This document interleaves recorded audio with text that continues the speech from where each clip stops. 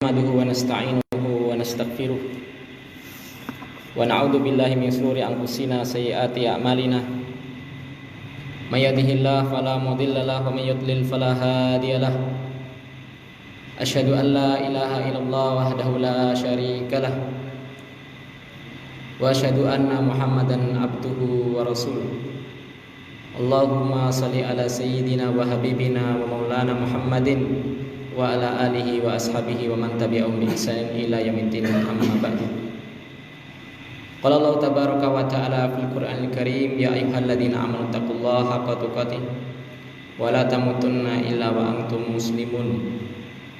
Ya ayyuhan nasu taqu rabbakumul ladzi khalaqakum min nafsin wahidah wa khalaqa minha zawjaha wa bassa minhuma rijalan katsiran wa nisaa'a wattaqullaha alladzi tasaaluna bihi wal arham innallaha kana 'alaikum raqiba.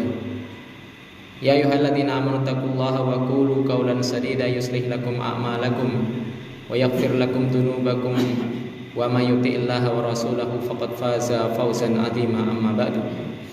Fa inna asdaqal hadisi kalamullah wa khairal huda huda Muhammadin sallallahu alaihi wasallam wa syarrul umuri muhdatsatuha fa inna kulla muhdatsatin bid'ah wa kulla bid'atin dhalalah wa kulla dhalalatin finnar. Jamaah sidang khutbah salatul Jumat rahimani Allah wa iyyakum. Syukur kita kepada Allah Subhanahu wa taala, ketundukan, kecintaan kita kepada Allah Jalla Dzikruhu atas rahmatnya, hidayahnya, kemurahannya, memberikan segala bentuk nikmat-nikmat fasilitas dicurahkan gratis tanpa membayar. Maka ini kita syukuri. Yang belum tentu semua orang mendapatkan nikmat ini, nikmatul Islam wal hidayah ala sunnah. Salawat dan salam kita haturkan kepada Nabi kita Muhammad sallallahu alaihi wasallam. Tak lupa wasiat saya ialah untuk bertakwa kepada Allah Subhanahu wa taala, yakni menjadikan seseorang antara dia dengan azabnya Allah itu suatu tameng. Tameng itu ialah berupa ketaatan, menjalankan perintah dan menjauhi larangan, didasari dengan rasa khauf, takut dari azabnya Allah taala, didasari dengan rasa roja, mengharap karena kefakiran kita tidak mampu, kita tidak punya apa-apa, Allah lah yang mencukupi. Didasari dengan rasa mahabbah, kecintaan kita melebihi selain Allah, siapapun itu, maka akan muncul khudu, khusyuk, wa tadallul, menghinakan diri, khusyuk kita di hadapan Allah Subhanahu wa taala. Terkhusus kita praktekkan ketika sholat. Seperti apa kekhusyuan, kerendahan kita, maka dicek. Kita cek masing-masing. Maaf, seseorang yang masuk kerja jam 7, setengah 7 itu macet, dane bocor, itu hatinya sudah gemeter. Kenapa? Khawatir, takut nanti sampai kantor dimarah-marahin. Kenapa? Karena terlambat. Resikonya apa? Ya resikonya nanti dipecat.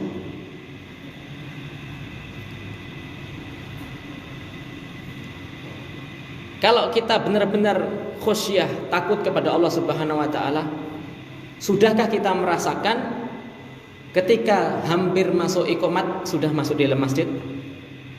Dijawab sendiri-sendiri. Apakah kita benar-benar mengatakan la ilaha illallah, tidak ada sesembahan yang berhak disembah kecuali Allah, tidak ada rasa takut kecuali kepada Allah, tapi takut kepada bos, ngeluwit wedine kalian Allah Subhanahu wa taala? Dijawab hatinya masing-masing. Apakah santai-santai wae? Ya udah. Ya, ini sekedar pengingat kepada kita semua, ya. Agar apa? Agar kita tidak termasuk orang-orang yang dicela oleh Allah Subhanahu wa taala. Semua hafal ayatnya. Fawailul lil musallin. Ora salat cilaka. Wis salat wae cilaka, ora salat cilaka, tapi salat sing pripun? Alladzina hum an salatihim sahun. Yang dari salatnya itu ia lalai. Syekh Shalih Fauzan hafizahullah taala mengatakan lalai menika artosipun menunda-nunda waktu salat tanpa udzur. Maka kita semua kepada pribadi masing-masingnya. Jamaah kaum muslimin rahimani wa rahimakumullah taala, pada kesempatan khutbah kali ini ya, kami akan sampaikan tentang celah-celah kesyirikan, celah-celah kekufuran. Kita akui surga itu ada. Kalau sampai tidak percaya dengan surga, dengan neraka, maka dia kafir. Masih wis haji. Ya. Surga mboten wonten. Ini kafir. Kesepakatan ijma kaum muslimin. Ya. Enggak usah tanya ulama, enggak usah ijma ulama. Ijma wong angon wedhus niku ngatakan surga niku wonten, Pak. Ya, ijma kaum muslimin. Maka surga itu disediakan bagi orang-orang yang beriman, bertakwa. Adapun neraka disediakan bagi orang-orang yang kafir. Orang-orang yang fasik. Na'udzubillah min dzalik. Salah satu pintu celah seseorang menjadi kufur atau pembenaran dari kekufuran mereka ialah ketika mereka menyembah sesuatu yang baik menurut mereka. Yang dia sembah bukan setan, bukan jin. Yang disembah ialah orang-orang soleh. Yang ia sembah ialah para malaikat, sebagaimana orang musyrikin jahiliyah dulu. Mereka nyembah malaikat. Malaikat itu makhluk yang tidak pernah maksiat. Nek ndonga mesti kabul karena taat. Makanya argumen mereka sah-sah saja. Kita berdoa minta wasilah. Okay? Dalile minta wasilah. Maka Allah langsung membantahnya. Wa qalu takhadha rahmanu walada. Dan mereka mengatakan, wahai Muhammad, siapa? Musyrikin Quraisy. Mereka mengatakan Ar-Rahman, Allah Subhanahu wa taala telah memungut anak. Mempunyai anak, menjadikan punya anak. Subhanahu, maha suci Allah. Bal ibadul mukramun. Bal ibadum mukramun. Ya. Bukan. Akan tetapi mereka bahkan ialah hamba-hambanya Allah yang mukramun, yang dimuliakan. Ya. Kenapa mereka dimuliakan? Li ta'atihim wa tasbihihim wa tahlilihim ila ghairi dzalika. Para malaikat itu dimuliakan karena taatnya mereka. Karena tasbihnya mereka, tidak pernah berhenti dari tasbih, zikir kepada Allah Subhanahu wa taala. Itu sifat malaikat.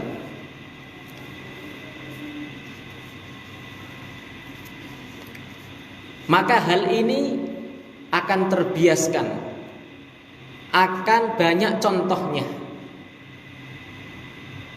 kalau tidak dibantah. Sehingga lahir generasi berikutnya atau generasi sebelumnya, orang-orang Yahudi menjadikan Uzair itu anaknya Allah. Isa bin Maryam juga dianggap anaknya Allah oleh orang-orang Kristen sampai detik ini.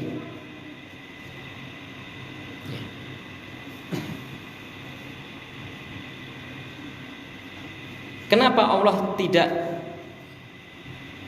boleh punya anak? Karena Allah mengatakan sendiri, Qul huwallahu ahad.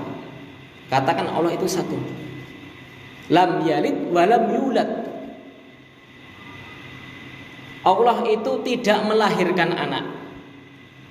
Dan Allah itu juga bukan zat yang dilahirkan, punya orang tua. Kata Syekh Shalih Fauzan, sesuatu yang memiliki anak itu tanda kelemahan. Kenapa? ketika tua dia berharap bergantung, oh mungkin nek sepuh sing ngopeni ben anak kula. Makane wong ora duwe anak-anak, randang duwe-duwe susah. Direwangi ngasih ngangkat anak. Ini bentuk celah. Maka apakah pantas zat Allah dikatakan punya anak?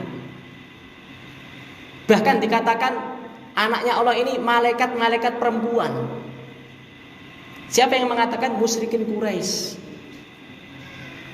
Dia menisbatkan Allah punya anak perempuan. Padahal mereka kalau punya anak perempuan malu.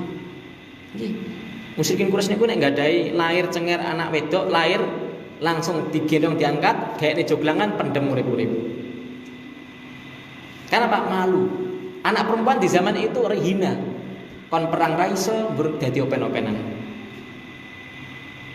Nek head gak iso ibadah, maka tidak pantas.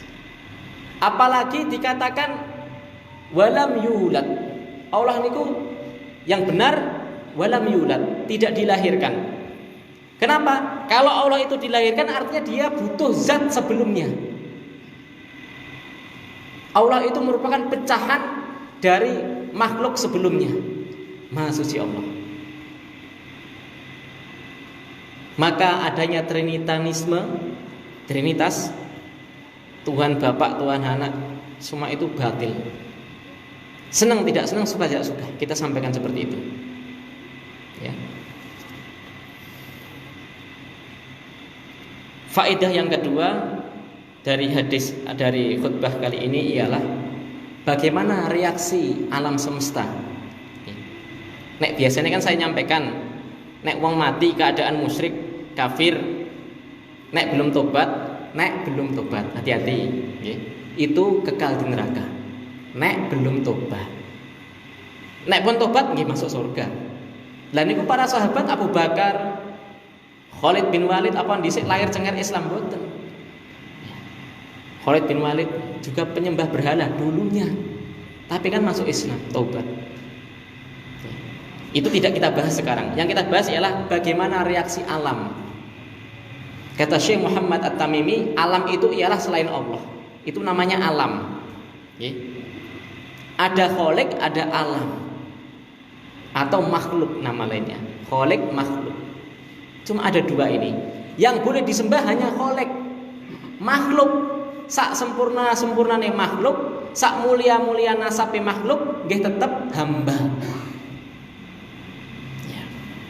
Maka sudah benar syahadatnya orang Islam itu sempurna. Asyhadu alla ilaha illallah. Ini meniadakan sesembahan kepada selain Allah. Wa asyhadu anna Muhammadan.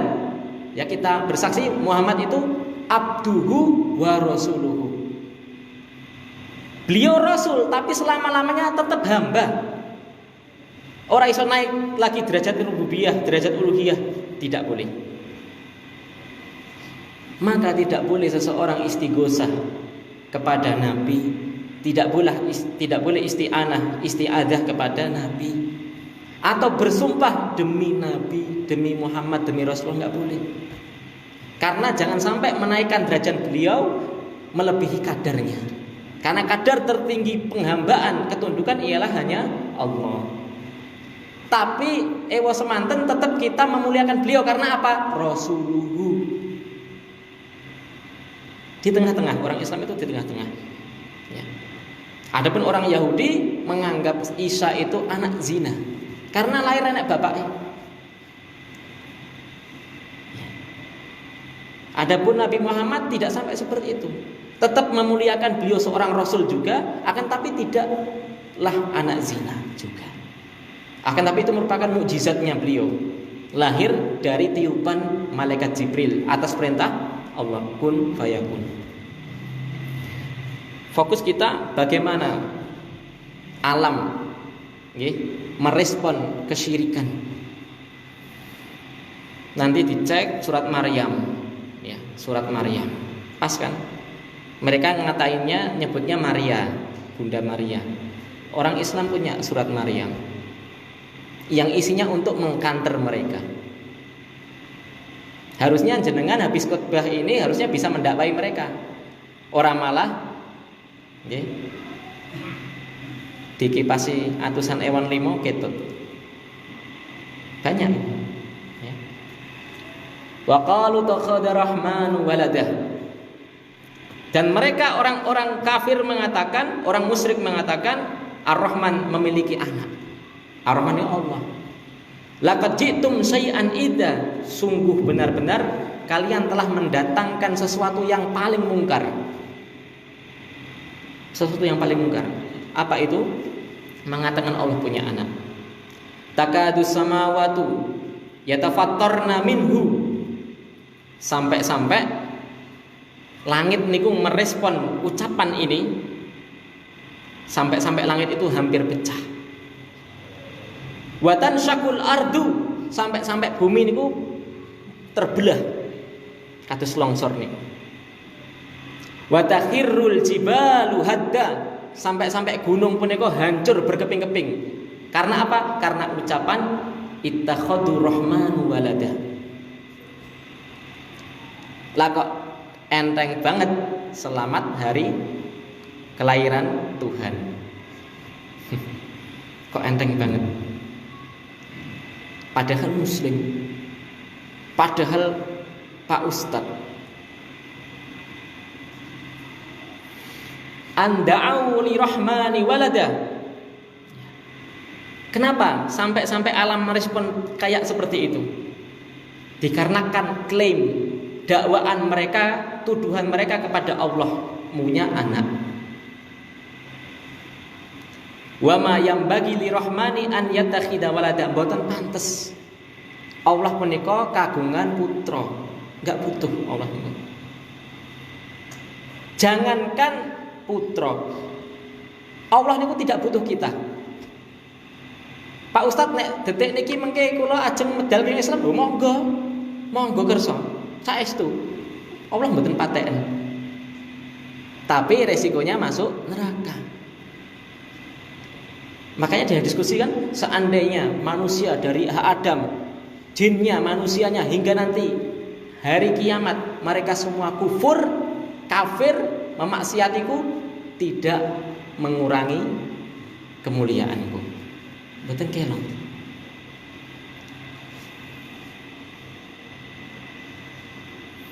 In kullu man fis samawati wal ardi illa ati rahmani abda.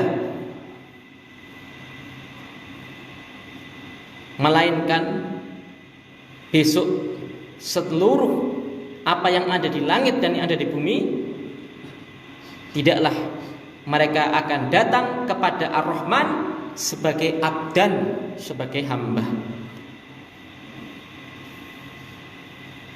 Aku lu qouli hadza astaghfirullahi wa lakum wa lisa'il muslimin muslimat fastaghfiruhu innahu wal ghafurur rahim.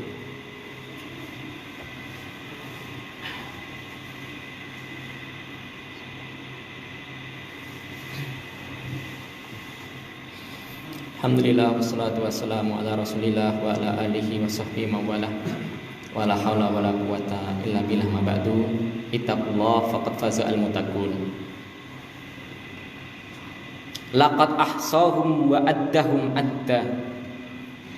Sungguh Allah nanti akan menghitung, menghisap amal-amal mereka dengan penghitungan yang teliti, satu demi satu, sedikit demi sedikit, tanpa ada celah, tidak ada yang terlewat. Wa kulluhum atihi yaumal qiyamati farda. Dan seluruh mereka nanti akan datang di hari kiamat sendiri-sendiri. Sakniki jenengan monggo arep mendem bareng teng prapatan rombongan, tapi besok akan mempertanggungannya sendiri-sendiri. Wis aku tak mendemku nang masjid, tak mendemku karo Pak Ustadz ben azabe di longi. Ndak. Maka jamaah, sebagai penutup, banyaknya bencana,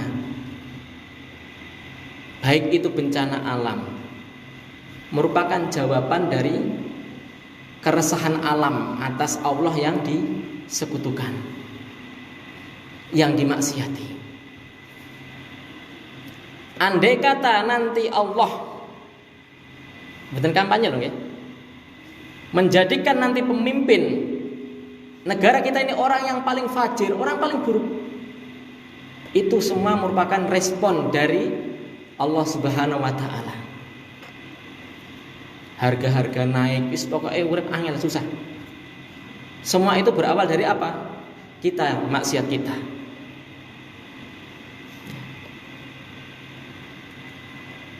Dhaharul fasadu fil barri wal bahri bima kasabat aydin nas. Telah nampak kerusakan, bencana alam, banyak penyakit wabah, rego-rego larang, golek gawean angel. Mboten mergo jenengan kalah pilihan, mboten. Tapi dikarenakan bima kasabat aydikum. Di ayat lainnya bima kasabat aydin nas, karena ulah tangan manusia. Ulah tangan di sini ditafsirkan ialah karena dosa.